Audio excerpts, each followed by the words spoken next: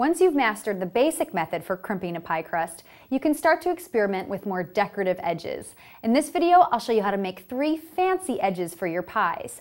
One that looks like a braided rope, one with wide scallops, and one that looks like a shaft of wheat, which is especially nice for Thanksgiving. Any of these edges can be made in less than 5 minutes, and none require any special equipment beyond a pair of kitchen shears.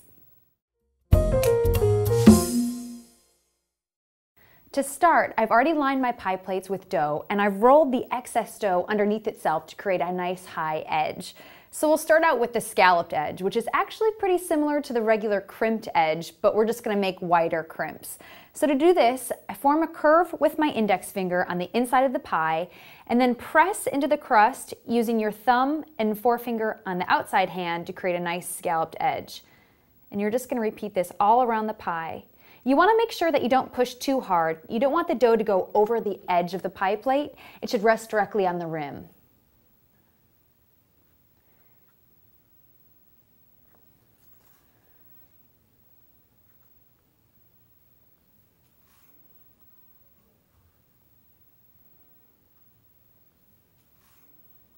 And that's all there is to it.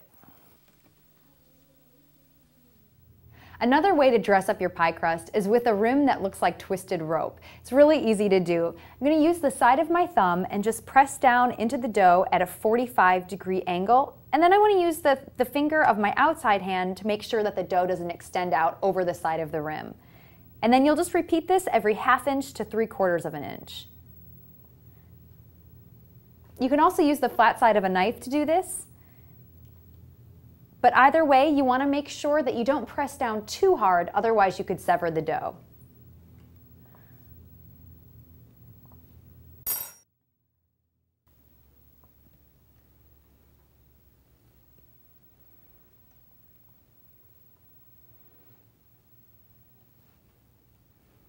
After the edge is done, I like to go around and just press down on the side of the pie tin to make sure that there's no bubbles.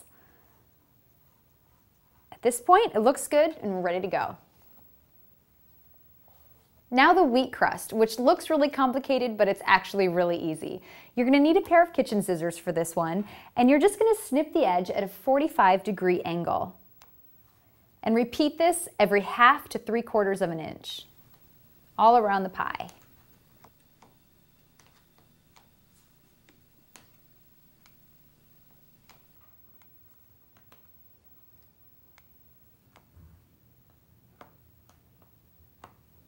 Okay, now I'm going to use my fingertips, pull apart each segment in opposite directions so that they flare apart from one another. And then pinch the tip of each segment into a point so that it's more or less almond shaped.